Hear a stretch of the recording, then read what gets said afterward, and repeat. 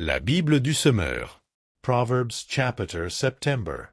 Une opération de séduction. Mon fils, retiens mes paroles et imprègne-toi de mes préceptes. Suis mes préceptes et tu vivras. Garde mes enseignements comme la prunelle de tes yeux. Porte-les comme un anneau à ton doigt. Grave-les sur les tablettes de ton cœur. Dis à la sagesse, tu es ma sœur. Et considère l'intelligence comme ta parente, pour qu'elle te préserve de la femme d'autrui, de l'inconnu aux paroles enjôleuses. Un jour, je regardais à travers le treillis de ma fenêtre, et je vis un de ces jeunes sans expérience.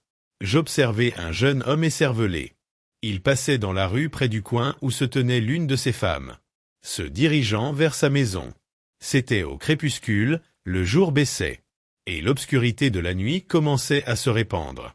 Or, voici que cette femme vint à sa rencontre, habillée comme une prostituée et l'esprit plein de ruse. Elle parlait fort, impertinente. Elle ne tenait pas en place chez elle. Tantôt dans la rue, tantôt sur les places. Elle faisait le guet à tous les carrefours. Elle attrapa le jeune homme, l'embrassa, et, l'air effronté, elle lui dit « J'avais à faire un sacrifice de reconnaissance. Je viens, aujourd'hui même, de m'acquitter de mes vœux. Voilà pourquoi je suis sorti à ta rencontre. Je cherchais à te voir, et je t'ai trouvé. J'ai garni mon lit de couverture, et d'étoffes brodées en fils d'Égypte. J'ai parfumé mon lit, de myrrhe, d'aloès et de cinnamome. Viens, grisons-nous d'amour jusqu'au matin. Livrons-nous aux délices de la volupté. Car mon mari n'est pas à la maison. Il est parti pour un voyage au loin. Il a emporté une bourse pleine d'argent. Il ne rentrera qu'à la pleine lune. » À force d'artifice, elle le fit fléchir. Par ses propos enjôleurs, elle l'entraîna. Alors il se mit soudain à la suivre. Comme un bœuf qui va à l'abattoir. Comme un fou qu'on lie pour le châtier. Jusqu'à ce qu'une flèche lui transperce le foie. Comme un oiseau qui se précipite dans le filet. Sans se douter qu'il y va de sa vie. Et maintenant, mes fils, écoutez-moi. Prêtez attention à mes paroles. Que votre cœur ne se laisse pas entraîner par une telle femme.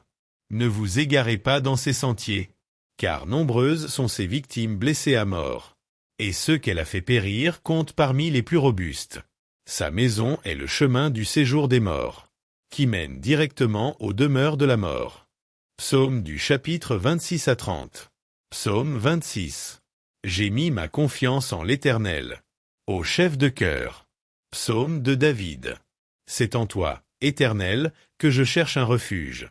Que jamais cela ne tourne à ma confusion. Toi qui es juste, délivre-moi. Tends l'oreille vers moi. Viens vite. Viens me délivrer. Sois pour moi un rocher entouré de murailles, une solide forteresse, où je trouverai le salut. Oui, tu es pour moi un rocher et une forteresse. À cause de ce que tu es, toi, tu me guideras et tu me conduiras. Du piège que l'on m'a tendu, tu me feras sortir. Puisque tu es ma forteresse. Je remets mon esprit entre tes mains. Tu m'as libéré, Éternel, toi, le Dieu véritable. Je les hais, tous ceux qui s'attachent à des idoles de néant. Je me confie en l'Éternel. Ton amour me fait jubiler, il me remplit de joie. Puisque tu as vu ma misère. Que tu as porté attention à ma grande détresse. Tu ne m'as pas abandonné au pouvoir de mes ennemis. Et tu m'as mis au large. Aie pitié de moi, Éternel, je suis dans la détresse. Le chagrin me ronge les yeux, l'âme et le corps entier. Ma vie se consume en tourments. Mes années en gémissements. Les forces m'abandonnent à cause de ma faute. Et mon corps dépérit. À cause de mes ennemis, je dois porter l'opprobre. De mes voisins, je suis la honte. Et je fais peur à ceux qui me connaissent. Ceux qui me croisent en chemin s'écartent loin de moi. Ils m'ont rayé de leur mémoire, me voilà comme un mort. Je suis comme un objet perdu. J'entends toutes les médisances que l'on répand à mon sujet. Autour de moi, c'est la terreur. Ils se concertent contre moi. Ils forment des complots pour m'enlever la vie. Mais moi, ô Éternel, je me confie en toi. Je dis, tu es mon Dieu. Mes destinées sont dans ta main. Délivre-moi de la main de mes ennemis, car ils s'acharnent contre moi. Regarde-moi avec bonté, je suis ton serviteur. Viens me sauver dans ton amour. Que je ne sois pas dans la honte, ô Éternel, quand je t'invoque. Mais que les méchants soient honteux, et réduits au silence dans le séjour des morts. Qu'ils soient rendus muets tous ces menteurs aux lèvres fausses, qui parlent avec arrogance contre le juste, avec orgueil, avec mépris. Combien est grande la bonté, que tu tiens en réserve en faveur de ceux qui te craignent, et que tu viens répandre sur ceux qui s'abritent en toi, au vu de tous les hommes. Auprès de toi, tu leur donnes un refuge loin des machinations des hommes. Tu les préserves dans ta tente des langues médisantes. Béni soit l'Éternel, car il m'a témoigné son merveilleux amour. Lorsque je me trouvais dans une cité assiégée, désemparé, je me disais, il ne se soucie plus de moi. Mais tu m as entendu quand je te suppliais. Quand je t'appelais à mon aide. Soyez remplis d'amour pour l'Éternel, vous qui lui êtes attachés. L'Éternel garde ceux qui lui sont fidèles. Mais il punit sévèrement les arrogants. Soyez forts et prenez courage, vous qui vous attendez à l'Éternel. Psaume 32. Joie du pardon. Méditation de David. Heureux l'homme dont la faute est effacée, et le péché pardonné. Heureux l'homme au compte de qui l'Éternel ne porte pas le péché, et qui est exempt de duplicité. Tant que je taisais ma faute, je m'épuisais à gémir sans cesse, à longueur de jour. Sur moi, le jour et la nuit, ta main s'apesantissait. Ma vigueur m'abandonnait comme l'herbe se dessèche lors des ardeurs de l'été. Je t'ai avoué ma faute. Je n'ai plus caché mes torts. J'ai dit, je reconnaîtrai devant l'Éternel les péchés que j'ai commis. Alors tu m'as déchargé du poids de ma faute. Ainsi, que tout homme qui t'est attaché te prie au temps opportun. Si les grandes eaux déferlent, leurs flots ne l'atteignent pas. Tu es un abri pour moi, tu me gardes du danger. Autour de moi retentissent les chants de la délivrance. Tu as dit, je t'instruirai, je t'indiquerai le chemin que tu devras emprunter. Je serai ton conseiller, mes yeux veilleront sur toi. Ne soyez donc pas stupide comme un cheval, un mulet dépourvu d'intelligence, dont il faut dompter la fougue par la bride et par le mors. Sans quoi ils ne viendront pas vers toi. Ils sont nombreux les tourments qui attendent les méchants. Mais les hommes qui ont mis leur confiance en l'Éternel sont comblés par son amour. Juste, réjouissez-vous. Mettez votre joie en l'Éternel. Et poussez des cris de joie, vous qui êtes droits de cœur. Psaume 33. Le Dieu créateur et sauveur. Vous tous qui êtes justes, acclamez l'Éternel. Car il convient aux hommes droits de le louer. Célébrez l'Éternel avec la lyre. Et louez-le en jouant du luth à 10 cordes. Chantez en son honneur un cantique nouveau. Jouez de tout votre art afin de l'acclamer. Car la parole de l'Éternel est droite. Toute son œuvre est sûre. Dieu aime la justice et la droiture. L'amour de l'Éternel remplit la terre. Les cieux ont été faits par la parole de l'Éternel. Et toute l'armée des étoiles est née du souffle de sa bouche. Les eaux des mers, il les amasse et les endigue. Il tient les eaux profondes comme en un réservoir. Que sur la terre entière on craigne l'Éternel. Qu'il tremble devant lui, les habitants du monde. Car lorsqu'il a parlé, cela s'est fait. Lorsqu'il a commandé, cela est apparu. L'Éternel fait échec au dessein des nations. Il réduit à néant ce que les peuples projetaient. Les plans de l'Éternel demeurent pour toujours. Et ses projets subsistent d'âge en âge. Heureux le peuple dont l'Éternel est Dieu. Oui, le peuple qu'il s'est choisi pour patrimoine. Du haut du ciel, l'Éternel regarde la terre. Il voit tous les humains. De son trône, il observe tous les habitants de la terre. Il a formé leur cœur à tous, et il reste attentif à chacun de leurs actes. Le roi n'est pas sauvé par une armée nombreuse. Le guerrier n'est pas délivré par une grande force. Pour avoir la victoire, le secours du cheval est illusoire. Et toute sa vigueur ne suffit pas pour triompher. Mais l'Éternel prend soin de tous ceux qui le craignent, comptant sur son amour, pour les délivrer de la mort, et préserver leur vie au jour de la famine. Oui, nous comptons sur l'Éternel. Il est notre secours et notre bouclier. Notre cœur trouve en lui sa joie. Et notre confiance, nous la plaçons dans le Dieu saint. Accorde-nous ta grâce, ô Éternel, car nous comptons sur toi. Psaume 34. Le Seigneur m'a délivré. Un psaume de David lorsqu'il simula la folie en présence d'Abimélec qui le chassa, de sorte que David put s'en aller. Je bénirai l'Éternel en tout temps. Et à jamais, mes lèvres le loueront. Mon sujet de fierté, c'est l'Éternel. Que les humbles l'entendent et qu'ils se réjouissent. Venez proclamer avec moi que l'Éternel est grand. Exaltons-le ensemble. Moi, je me suis tourné vers l'Éternel et il m'a répondu. Oui, il m'a délivré de toutes mes frayeurs. Qui regarde vers lui est rayonnant de joie. Et son visage n'aura pas à rougir de honte. Un malheureux a appelé, et l'Éternel a entendu, car il l'a délivré de toutes ses détresses. L'ange de l'Éternel campe autour de ceux qui le craignent, et les délivre. Goûtez et constatez que l'Éternel est bon. Oui, heureux l'homme qui trouve son refuge en lui. Craignez donc l'Éternel, vous, membres de son peuple saint. Car pour ceux qui le craignent, il n'y a pas de manque. Le lion peut connaître la disette et la faim. Mais pour ceux qui se tournent vers l'Éternel, il ne manquera aucun bien. Venez, mes fils, écoutez-moi, et je vous apprendrai à craindre l'Éternel. Qui désire une longue vie, qui souhaite vivre de nombreux jours pour goûter au bonheur, qu'il veille sur sa langue pour ne faire aucun mal, qu'aucun propos menteur ne passe sur ses lèvres. Détourne-toi du mal et fais ce qui est bien. Cherche la paix avec ténacité. Les yeux de l'Éternel se tournent vers les justes. Son oreille est tendue pour écouter leurs cris. Mais l'Éternel s'oppose à ceux qui font le mal, pour ôter de la terre jusqu'à leur souvenir. Lorsque les hommes justes lancent leurs cris vers lui, l'Éternel les entend. Aussi, il les délivre de toute leur détresse. Car l'Éternel est proche de ceux qui ont le cœur brisé. Il sauve ceux qui ont un esprit abattu. De nombreux malheurs atteignent le juste. Mais l'Éternel le délivre de tous. Il veille sur ses os. Aucun d'eux n'est brisé. Le malheur fera mourir le méchant. Les ennemis du juste porteront leur condamnation.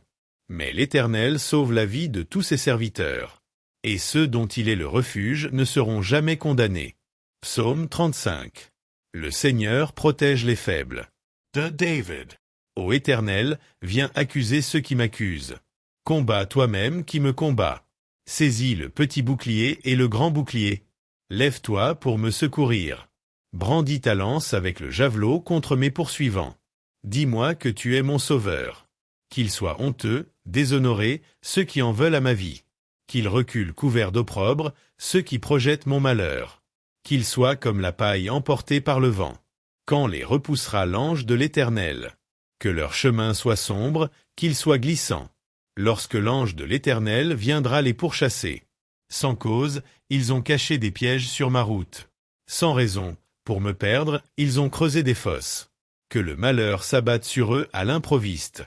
Et que dans le filet qu'ils ont caché, ils puissent s'empêtrer. Qu'ils tombent dans la fosse qu'ils ont creusée et qu'elle fasse leur propre ruine. J'exulterai de joie en l'Éternel. Je me réjouirai pour le salut qu'il aura accompli pour moi. Je clamerai de tout mon être, Éternel, qui est comme toi. Le malheureux, tu le délivres d'un ennemi plus fort que lui. Les pauvres et les démunis, tu les libères de ceux qui les oppriment. Des témoins adonnés à la violence se lèvent. On vient m'interroger sur des faits que j'ignore. Ils me rendent le mal pour le bien que j'ai fait. Je suis abandonné. Et moi, quand ils étaient malades, je revêtais un vêtement de deuil. Et je m'humiliais en jeûnant. Sans cesse, je priais pour eux, comme pour un ami ou pour un frère. J'allais, courbé sous la tristesse, comme en menant le deuil pour la mort d'une mère.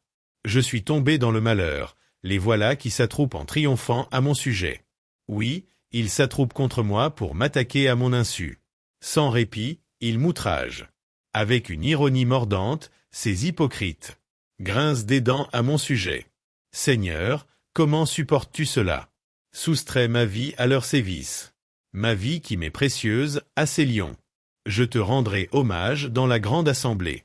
Je te louerai avec la foule immense. Sans cause, ils sont mes ennemis, qu'ils ne triomphent pas à mon sujet. Ils me détestent sans raison. Qu'ils n'osent plus cligner de l'œil pour m'insulter. Car ce n'est pas la paix qu'apportent leurs paroles. Ils forgent des mensonges contre les gens paisibles du pays. La bouche grande ouverte. ILS Descent. Nous l'avons vu. Éternel, toi, tu as tout vu. Ne reste pas muet. Seigneur, ne te tiens pas si éloigné de moi. Interviens donc. Oui, interviens pour défendre mon droit. Toi, mon Dieu, mon Seigneur, pour prendre en main ma cause. Rends-moi justice, toi qui es juste, ô Éternel mon Dieu. Empêche-les de triompher à mon sujet. Qu'ils ne se disent pas « Ah, c'est ce que nous voulions ». Non, qu'ils ne disent pas « Nous n'avons fait de lui qu'une bouchée ». Que la honte et le déshonneur atteignent tous ceux qui se réjouissent de mon malheur. Qu'ils soient couverts de honte et revêtus de confusion. Ceux qui, pour se grandir, se tournent contre moi. Alors ceux qui désirent voir mon droit rétabli pourront se réjouir, et ils crieront de joie, en répétant sans cesse que l'Éternel est grand, lui qui désire le bonheur de son serviteur. Oui, je proclamerai que tu es juste. Je dirai ta louange tout le jour. Jean chapitre 12 du chapitre 1 à 26. Jésus chez le ressuscité. 6 jours avant la Pâque, Jésus se rendit à Béthanie où habitait Lazare, qu'il avait ressuscité. On prépara là un festin en son honneur. Marthe s'occupait du service, et Lazare avait pris place à table avec Jésus. Marie prit alors un demi-litre de nard pur, un parfum très cher. Elle le répandit sur les pieds de Jésus et les essuya avec ses cheveux. Toute la maison fut remplie de l'odeur de ce parfum. Judas Iscario, l'un des disciples de Jésus, celui qui allait le trahir, dit « Pourquoi n'a-t-on pas vendu ce parfum? On en aurait tiré au moins 300 pièces d'argent qu'on aurait pu donner aux pauvres. » S'il parlait ainsi, ce n'était pas parce qu'il se souciait des pauvres, mais il était voleur, et comme c'était lui qui gérait la bourse commune, il gardait pour lui ce qu'on y mettait. Mais Jésus intervint, « Laisse-la faire. C'est pour le jour de mon enterrement qu'elle a réservé ce parfum. Des pauvres, vous en aurez toujours autour de vous, tandis que moi, vous ne m'aurez pas toujours avec vous. » Entre-temps, on apprit que Jésus était à Béthanie. Les gens s'y rendirent en foule, non seulement à cause de Jésus, mais aussi pour voir Lazare qu'il avait ressuscité. Alors les chefs des prêtres décidèrent aussi de faire mourir Lazare. Car, à cause de lui, beaucoup se détournaient d'eux pour croire en Jésus. L'entrée du roi à Jérusalem. Le lendemain, une foule immense était à Jérusalem pour la fête. On apprit que Jésus était en chemin vers la ville. Alors les gens arrachèrent des rameaux aux palmiers et sortirent à sa rencontre en criant « Hosanna! Béni soit celui qui vient au nom du Seigneur. Vive le roi d'Israël. » Jésus trouva un ânon et s'assit dessus, selon cette parole de l'Écriture. « Sois sans crainte, communauté de Sion, car ton roi vient, monté sur un ânon. » Sur le moment, ses disciples ne comprirent pas ce qui se passait, mais quand Jésus fut entré dans sa gloire, ils se souvinrent que ces choses avaient été écrites à son sujet et qu'elles lui étaient arrivées. Tous ceux qui étaient avec Jésus lorsqu'il avait appelé Lazare à sortir du tombeau et l'avait ressuscité, témoignaient de ce qu'il avait vu. D'ailleurs, si les foules venaient si nombreuses au-devant de lui, c'était aussi parce qu'elles avaient entendu parler du signe miraculeux qu'il avait accompli. Alors les pharisiens se dirent les uns aux autres, « Vous le voyez, vous n'arriverez à rien, tout le monde le suit. » La gloire et la mort. Parmi ceux qui étaient venus à Jérusalem pour adorer Dieu pendant la fête, il y avait aussi quelques personnes non juives. Elles allèrent trouver Philippe qui était de Bethsaïda en Galilée et lui firent cette demande, « Nous aimerions voir Jésus. » Philippe alla le dire à André, puis tous deux allèrent ensemble le dire à Jésus. Celui-ci leur répondit, « L'heure est venue où le Fils de l'homme va entrer dans sa gloire. Vraiment, je vous l'assure, si le grain de blé que l'on a jeté en terre ne meurt pas, il reste un grain unique. Mais s'il meurt, il porte du fruit en abondance. Celui qui s'attache à sa propre vie la perdra, mais celui qui fait peu de cas de sa vie en ce monde la gardera pour la vie éternelle. Si quelqu'un veut être à mon service, qu'il me suive. Là où je serai, mon serviteur y sera aussi.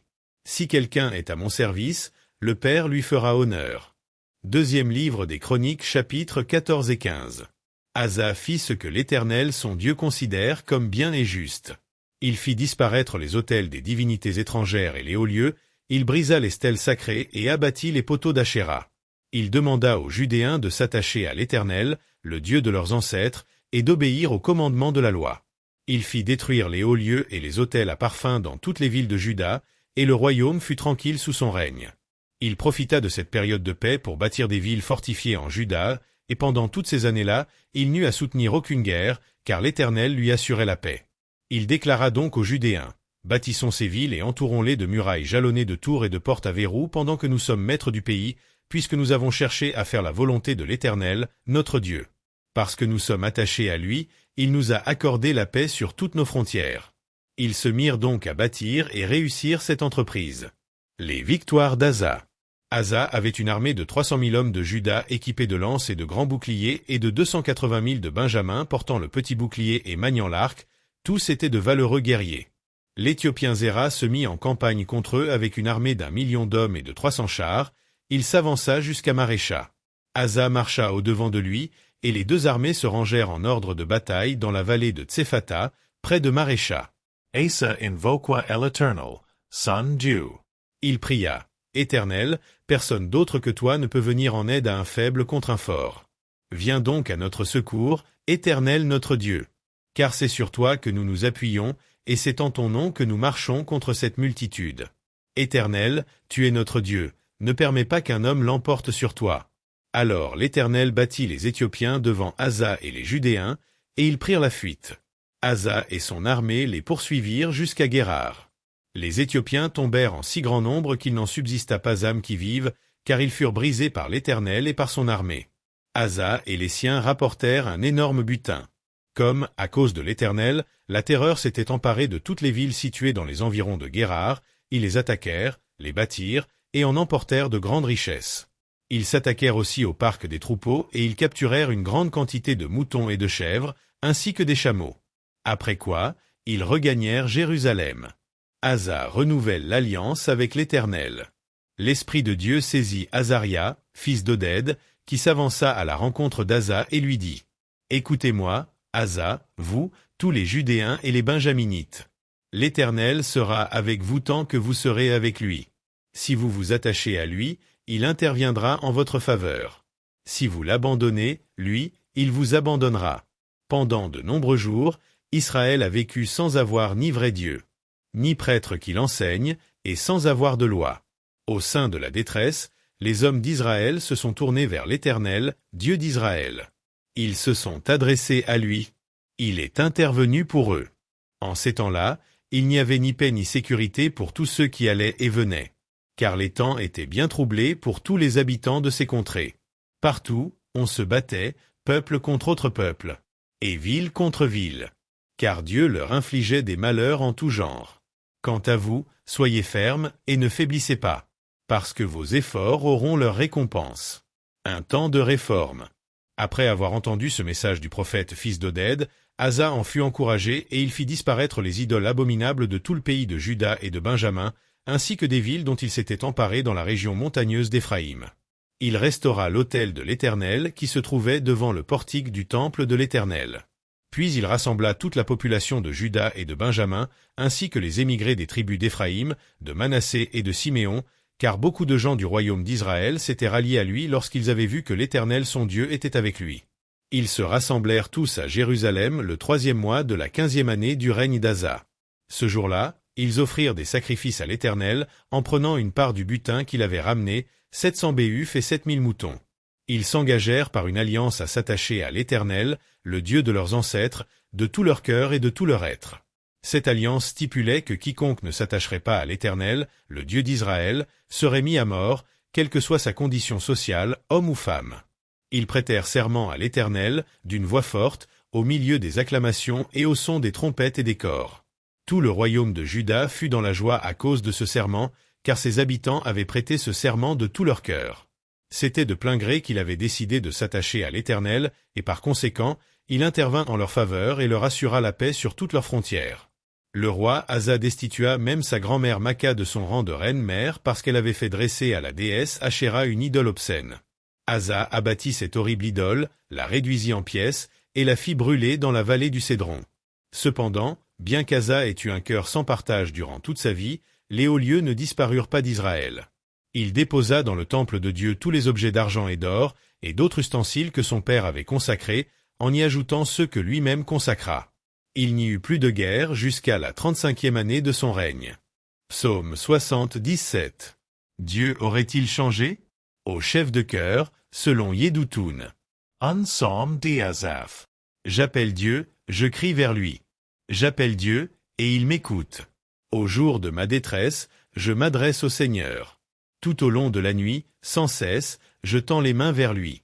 Je reste inconsolable. Dès que je pense à Dieu, je me mets à gémir. Et quand je réfléchis, j'ai l'esprit abattu. Quand je veux m'endormir, tu me tiens en éveil. Me voici dans le trouble, je ne sais plus que dire. Je songe aux jours passés, aux années d'autrefois. J'évoque mes cantiques au milieu de la nuit. Je médite en moi-même. Et les questions me viennent. L'abandon du Seigneur va-t-il durer toujours? Ne redeviendra-t-il plus jamais favorable? Son amour serait-il épuisé à jamais? Sa parole va-t-elle pour toujours rester sans suite? Dieu a-t-il oublié de manifester sa faveur? A-t-il, dans sa colère, éteint sa compassion? Voici, me dis-je, ce qui fait ma souffrance. Le Très-Haut n'agit plus comme autrefois. Je me rappellerai ce qu'a fait l'Éternel. Oui, je veux évoquer tes prodiges passés. Je veux méditer sur toutes tes œuvres. Et réfléchir à tes hauts faits. Dieu, tu agis saintement. Quel Dieu est aussi grand que Dieu? Car toi, tu es le Dieu qui réalise des prodiges. Tu as manifesté ta puissance parmi les peuples. Et tu as libéré ton peuple, les enfants de Jacob, comme ceux de Joseph, en mettant en œuvre ta force. Les eaux t'ont vu, ô Dieu. Les eaux t'ont vu, et elles se sont mises à bouillonner. Et même les abîmes ont été ébranlés. Les nuées déversèrent de la pluie en torrent. Et dans le ciel d'orage, retentit le tonnerre. Tes flèches sillonnaient le ciel dans tous les sens. Au vacarme de ton tonnerre, du sein de la tornade. L'éclat de tes éclairs illuminait le monde. Et la terre en fut ébranlée, et se mit à trembler. Au milieu de la mer, tu as frayé ta route, et tracé ton sentier parmi les grandes eaux. Et nul n'a discerné la trace de tes pas. Tu as conduit ton peuple comme un troupeau, par le moyen du ministère de Moïse et d'Aaron.